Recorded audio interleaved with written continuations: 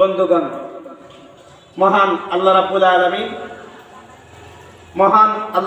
আলামিন প্রতিবেশীর বিষয়ে পবিত্র কোরআন, রাসূলুল্লাহ সাল্লাল্লাহু আলাইহি ওয়াসাল্লাম প্রতিবেশীর বিষয়ে হাদিসের মধ্যে ইরশাদ করেছেন, আল্লাহু লা ইউমিনুন। এই হাদিসটি সহিহ বুখারী, সহিহ মুসলিম এবং মিশকাতের 4962 নম্বর হাদিস। এই হাদিসটি বর্ণনা করেন আবু হুরায়রা রাদিয়াল্লাহু তাআলা আনহু। রাসূলুল্লাহ সাল্লাল্লাহু আলাইহি ওয়াসাল্লাম বলেন, আল্লাহু লা ইউমিনুন, আল্লাহু লা ইউমিনুন, আল্লাহু লা ইউমিনুন। আল্লাহর রাসূল তিনবার কসম করে বলেন, আল্লাহু লা ইউমিনুন, আমি আল্লাহর কসম করে বলছি, ওই ব্যক্তি মুমিন নয়, ওই ব্যক্তি মুমিন নয়, ওই ব্যক্তি মুমিন নয় যে ব্যক্তির অন্যায় থেকে তার প্রতিবেশী নিরাপদ নয়। বন্ধুগণ, আমরা প্রতিবেশীর হক আদায় করতে হবে। প্রতিবেশীর প্রতি জুলুম করা যাবে না, অত্যাচার করা যাবে না, নির্যাতন করা যাবে না। রাসূলুল্লাহ সাল্লাল্লাহু আলাইহি ওয়াসাল্লাম এই বিষয়ে একটি হাদিস বর্ণনা করেছেন। হাদিসটি সহিহ মুসলিমের মধ্যে এসেছে, মিশকাতের 4963 নম্বর হাদিস। হযরত আনাস রাদিয়াল্লাহু তাআলা আনহু বলেন, রাসূলুল্লাহ সাল্লাল্লাহু আলাইহি ওয়াসাল্লাম বলেন, লা ইয়াদখুলুল জান্নাত, ওই ব্যক্তি জান্নাতে প্রবেশ করবে না যে ব্যক্তির অন্যায় থেকে তার প্রতিবেশী নিরাপদ নয়, অর্থাৎ তার মুখ থেকে তার প্রতিবেশী নিরাপদ নয়, তার হাত থেকে তার প্রতিবেশী নিরাপদ নয়, তার অত্যাচার থেকে তার প্রতিবেশী নিরাপদ নয়। রাসূল সাল্লাল্লাহু আলাইহি ওয়াসাল্লাম বললেন, ওই ব্যক্তি কখনো জান্নাতে প্রবেশ করবে না যে ব্যক্তি প্রতিবেশীর প্রতি অত্যাচার করে, প্রতিবেশীর প্রতি অন্যায় করে, প্রতিবেশীর প্রতি অবিচার করে, ওই ব্যক্তি কখনো জান্নাতে প্রবেশ করবে না। রাসূলুল্লাহ সাল্লাল্লাহু আলাইহি ওয়াসাল্লাম থেকে একটি হাদিস, হাদিসটি সহিহ মুসলিম এবং মিশকাতের মধ্যে 1937 নম্বর হাদিস। আবু যর রাদিয়াল্লাহু তাআলা আনহু বলেন, রাসূলুল্লাহ সাল্লাল্লাহু আলাইহি ওয়াসাল্লাম বলেছেন, রাসূল বলেন, হে আবু যর, যখন তুমি খানা খাওয়ার জন্য তরকারি পাক করবে, তরকারির মধ্যে বেশি করে তুমি পানি অথবা ঝোল দিবে, কারণ তোমার প্রতিবেশী না খেয়ে থাকছে। তুমি তোমার এই তরকারি থেকে তোমার সাধ্য মতো তরকারি এবং ঝোল প্রতিবেশীর কাছে পাঠিয়ে দিয়ে প্রতিবেশীর হক তুমি আদায় করবে। সুবহানাল্লাহ। রাসূলুল্লাহ সাল্লাল্লাহু আলাইহি ওয়াসাল্লাম বলেন, প্রতিবেশীর হক আদায় করতে হবে। আরেক হাদিসের মধ্যে রাসূল বলেন, একটি ছাগলের ঠ্যাং হলো প্রতিবেশীর হক আদায় করতে হবে। রাসূলুল্লাহ সাল্লাল্লাহু আলাইহি ওয়াসাল্লাম থেকে আরেকটি হাদিস, এই হাদিসটি আহমদের মধ্যে এসেছে, বাইহাকির মধ্যে এসেছে। রাসূলুল্লাহ সাল্লাল্লাহু আলাইহি ওয়াসাল্লাম এই হাদিসটি বর্ণনা করেন হযরত আবু হুরায়রা রাদিয়াল্লাহু তাআলা আনহু। এক ব্যক্তি রাসূলুল্লাহ সাল্লাল্লাহু আলাইহি ওয়াসাল্লাম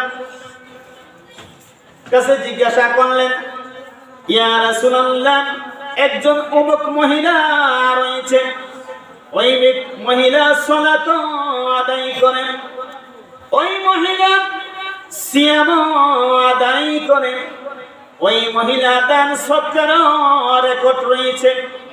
অর্থাৎ সমাজের ওই ব্যক্তির, ওই মহিলা যে সালাত আদায় করে, সিয়াম পালন করে, দান সাদাকা করে, সমাজের লোকেরা তার কথা জানে, কিন্তু একটি কাজ মহিলা করেন, এই মহিলা প্রতিবেশীর প্রতি কষ্ট দেন, অর্থাৎ প্রতিবেশীর সাথে খারাপ আচরণ করেন। মহিলা সালাত মানে নামাজও পড়েন, সিয়াম যেটাকে আমরা রোজা বলি রোজাও রাখেন, দান সদকাও সুন্দরভাবে করেন। কিন্তু এই মহিলার প্রসিদ্ধ রয়েছে যে সমাজে এই মহিলা প্রতিবেশীকে কষ্ট দেন। রাসূলুল্লাহ সাল্লাল্লাহু আলাইহি সাল্লাম বলেন এই মহিলা জাহান্নামী। আস্তাগফিরুল্লাহ। রাসূলুল্লাহ সাল্লাল্লাহু আলাইহি সাল্লামকে এই ব্যক্তি আবার প্রশ্ন করলেন, ইয়া রাসূলুল্লাহ, অমুক মহিলা, আরেকটি মহিলা রয়েছে, অমুক মহিলা তিনি সালাত আদায় করেন, তিনি সিয়াম পালন করেন, তিনি দান সদকা করেন, কিন্তু ওই মহিলার মতো প্রসিদ্ধ নয়। কিন্তু এই মহিলা প্রতিবেশীকে কষ্ট দেন না। রাসূলুল্লাহ সাল্লাল্লাহু আলাইহি সাল্লাম বলেন এই মহিলা জান্নাতি। সুবহানাল্লাহ। অর্থাৎ এই মহিলা সালাত পড়ে, সিয়াম রাখে, দান সদকাও করে, কিন্তু ওই মহিলার মতো প্রসিদ্ধ নাম করা না। অর্থাৎ নামি দামি না, আমি দান করেছি, দান করে বলা যাবে না আমি দানশীল, তার দানশীল ধ্বংস হয়ে যাবে। বন্ধুগণ, রাসূলুল্লাহ সাল্লাল্লাহু আলাইহি সাল্লাম থেকে আরেকটি হাদিস, এই হাদিসটি ইবনে মাজাহর মধ্যে এসেছে, 4988 নম্বর হাদিস। আব্দুল্লাহ ইবনে মাসউদ রাদিয়াল্লাহু তাআলা আনহু বলেন, ইয়া রাসূলুল্লাহ সাল্লাল্লাহু আলাইহি সাল্লাম, আমি কিভাবে জানবো আমি কি ভালো কাজ করছি নাকি খারাপ কাজ করছি? রাসূলুল্লাহ সাল্লাল্লাহু আলাইহি সাল্লাম বলেন, তুমি যে সমাজে ভালো কাজ করছো নাকি খারাপ কাজ করছো? তুমি কি সমাজের মধ্যে ভালো লোক না খারাপ লোক? তোমার প্রতিবেশী যদি তোমাকে বলেন যে এই লোকটি ভালো, তাহলে তুমি বুঝে দিবে তুমি ভালো লোক। সুবহানাল্লাহ। তোমার প্রতিবেশী যদি বলেন এই লোকটি খারাপ লোক, তুমি বুঝে দিবে তখন তুমি খারাপ লোক। আস্তাগফিরুল্লাহ বলি। বন্ধুগণ, প্রতিবেশীর বিষয়ে রাসূলুল্লাহ সাল্লাল্লাহু আলাইহি ওয়াসাল্লাম কঠোর হুঁশিয়ারি করেছেন।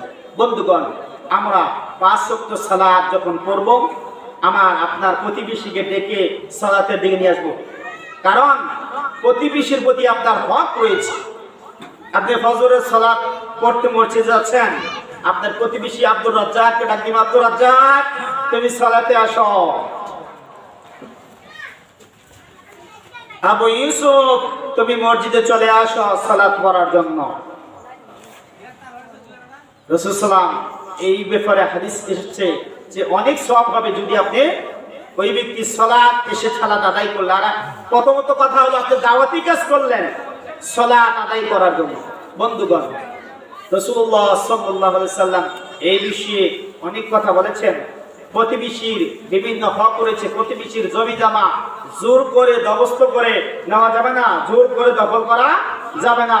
প্রতিবেশীর হক, প্রতিবেশীকে রাসূল সাল্লাল্লাহু আলাইহি ওয়াসাল্লাম বলেছেন শামিল তিরমিজির মধ্যে, প্রতিবেশীর জন্য রাস্তা রেখে আপনি বাড়ি বানাতে হবে। আপনি বাড়ি বানিয়েছেন, আপনার প্রতিবেশী চলতে ফিরতে পারছে না, আসা যাওয়া করতে পারছে না, হবে না।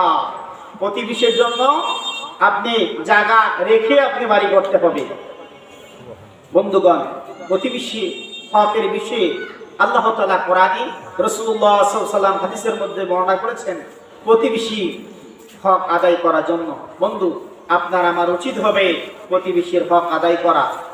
রাসূলুল্লাহ সাল্লাল্লাহু আলাইহি ওয়াসাল্লাম এই বিষয়ে হাদিসের মধ্যে বলেছেন তোমরা প্রতিবেশীর হক আদায় করো।